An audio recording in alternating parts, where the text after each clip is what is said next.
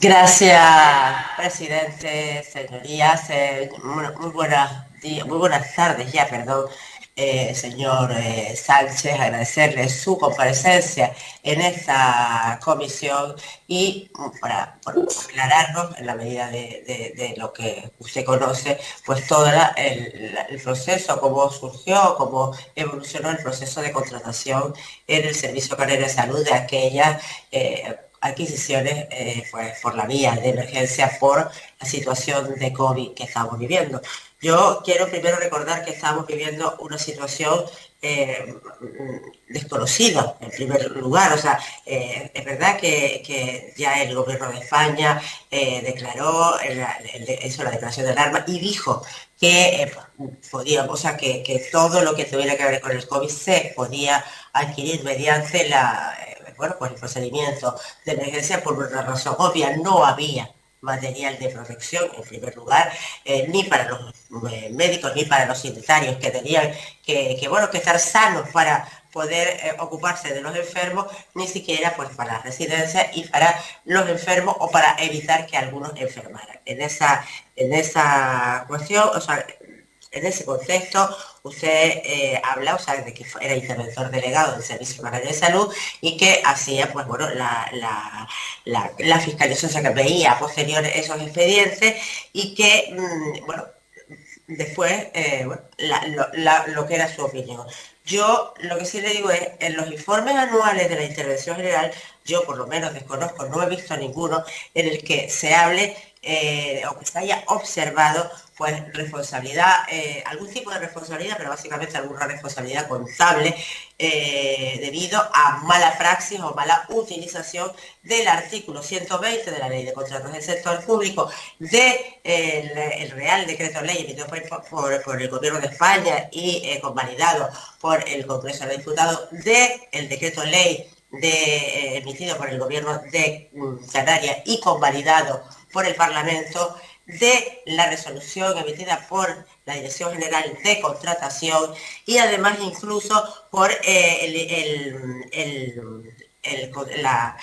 Consejo de Contratación, que también se le pidió consulta y tampoco dijo nada.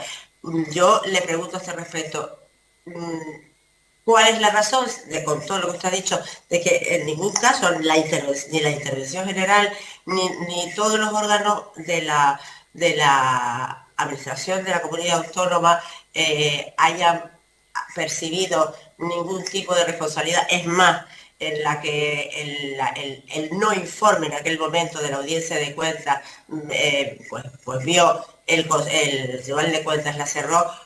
¿Por qué? O sea, ¿cuál es la razón de que usted entienda que bueno, que lo que ella habló de la necesidad de solvencia técnica, de los 2 millones de euros, de la solvencia económica, y no sé si habló, si algo más mencionó, bueno, sí, de no autorización por parte del gobierno de aquellos contratos superiores a 2 millones?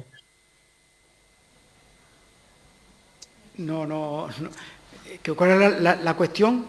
La opinión por qué no se determinó la intervención delegada en los informes de control financiero permanente alguna presunta responsabilidad contable. No, no, yo lo que digo es que usted ha hablado, no le digo que usted lo haya detectado, pero sí digo que, bueno, en el control financiero permanente, al final la intervención general, que es la que hace ese informe anual, no habló ni detectó ningún indicio de esa responsabilidad contable. ¿Es así o no es así? Sí, no, sí, es correcto, es así. No detectamos, nosotros no nos metemos a posibles enjuiciamientos de responsabilidad contable. No, A indicios, priori, indicios, me refiero, indicios. en principio vamos a ver, salvo supuesto, yo ahora mismo no recuerdo si en el decreto 76, que es el que regula el funcionamiento y organización de la IG, o la ley 11/2006, si hace alguna referencia a que cuando nosotros detectamos responsabilidad contable, pero no está incursa en un supuesto de tramitación de emergencia, ¿eh? Es decir, normalmente cuando nosotros detectamos, creo recordar, porque estoy hablando de memoria, cuando detectamos responsabilidad contable es porque se ha omitido algún trámite, por ejemplo, de fiscalización. Es decir, si hay un gasto que se somete a función interventora y el órgano de contratación continúa el procedimiento, ahí se hizo un supuesto en que la intervención de la comunidad autónoma, general o delegada, sí puede iniciar una propuesta de actuación que vaya encaminada a averiguar eso o calificar esos hechos como un indicio de responsabilidad contable. Pero, como he comentado, nosotros en el CFP nos limitamos a adecuar legalidad. Es decir, nosotros tenemos el marco jurídico de cómo se debe tramitar una emergencia y entonces justamente informamos sobre ese hecho. Esa es la labor.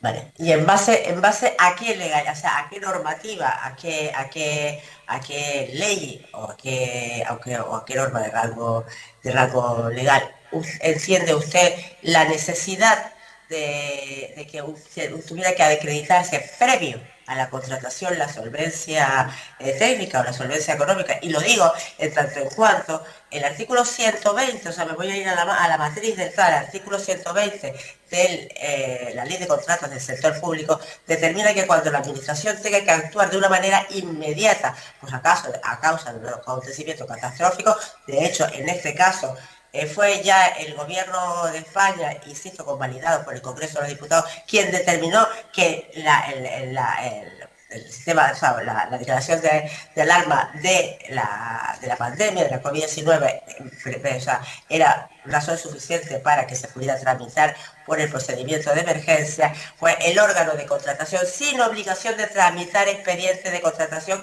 puede ordenar la ejecución de lo necesario para remediar eso de forma inmediata, sin tener sin necesidad de tener que llevar a cabo ninguno de los trámites que requiere una contratación en un proceso normal, además, o sea, sin sujetarse a ningún requisito formal establecido en la Ley de Contratos del Sector Público, incluso en la existencia de crédito suficiente, o sea, ni siquiera eso.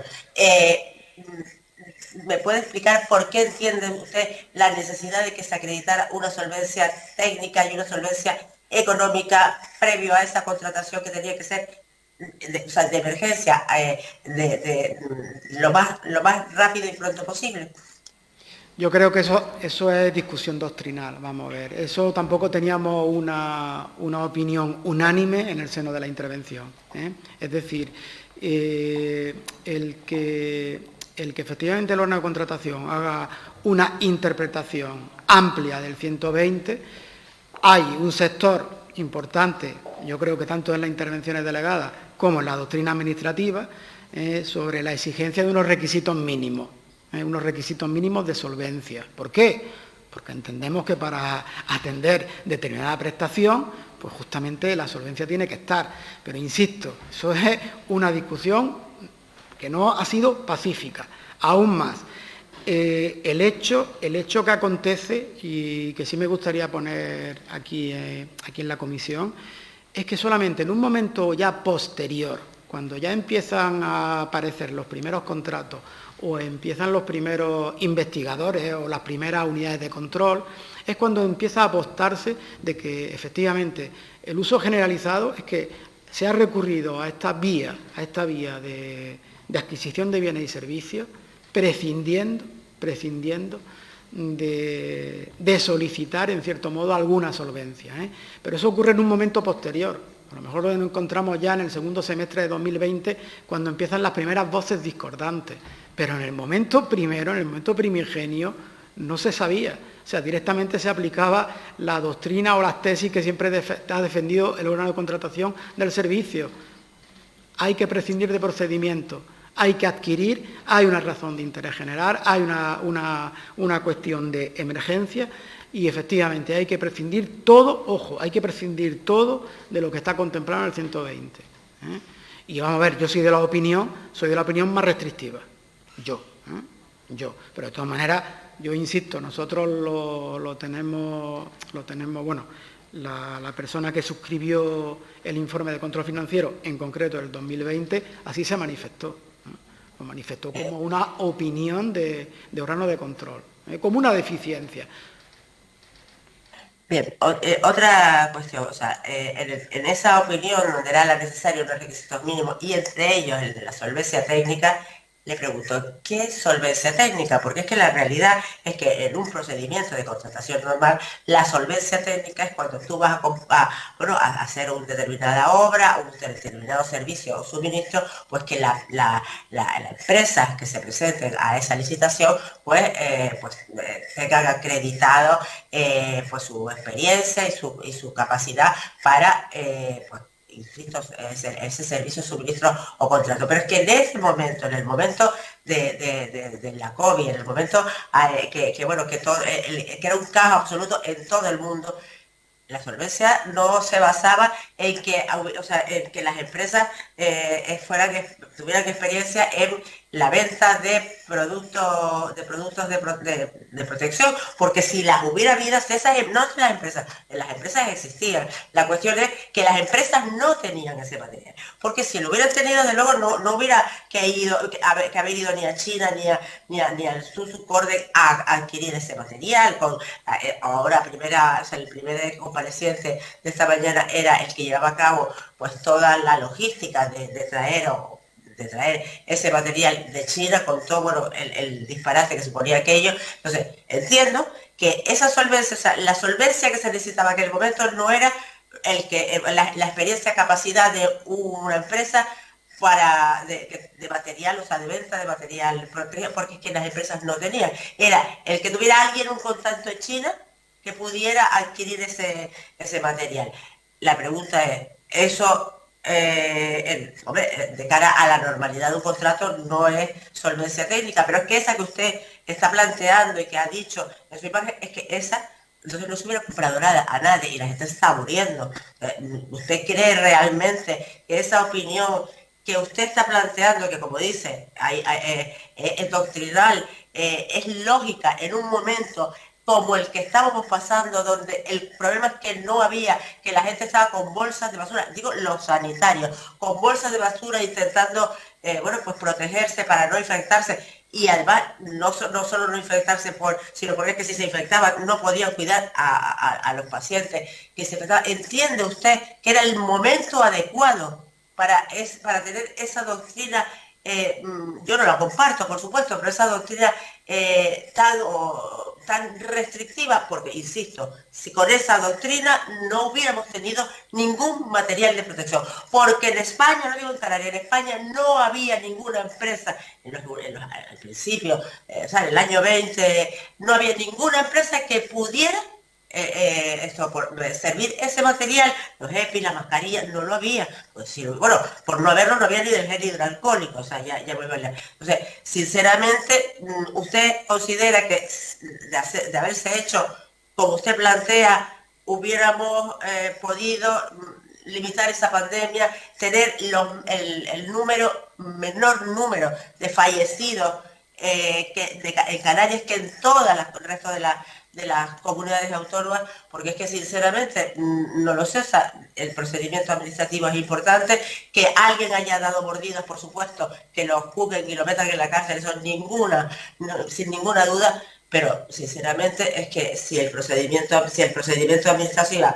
o sea, si la declaración de emergencia, que es precisamente para una emergencia, se tiene una postura doctrinal tan restrictiva, pues no, el número de muertos hubiera sido pues muchísimo mayor, porque no había material de protección. Entonces, yo le pregunto, ¿usted cree razonable que en ese momento, en la situación, porque es fácil verlo ahora, pero en la situación que vivían en aquel momento, esa postura doctrinal era razonable? Aplicando la perspectiva de la realidad, sí. Es decir, yo como órgano de contratación tengo que tener una buena práctica contractual.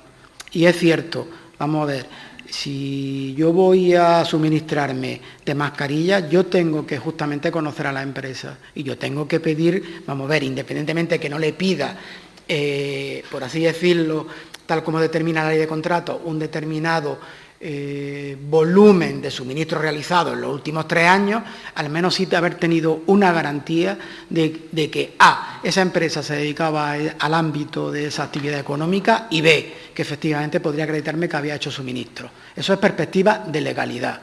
También, apunto, tampoco queda en ningún expediente administrativo de los que hicimos el control que efectivamente era una contratación dio su brazo a torcer, en el sentido de que yo intenté encontrar solvencia esencialmente técnica de esta empresa y no estaban. Eso tampoco consta en el expediente administrativo, que es también una forma de salvaguardar, como he comentado, la buena práctica contractual a la que están obligados los órganos de contratación, sencillamente, ¿eh?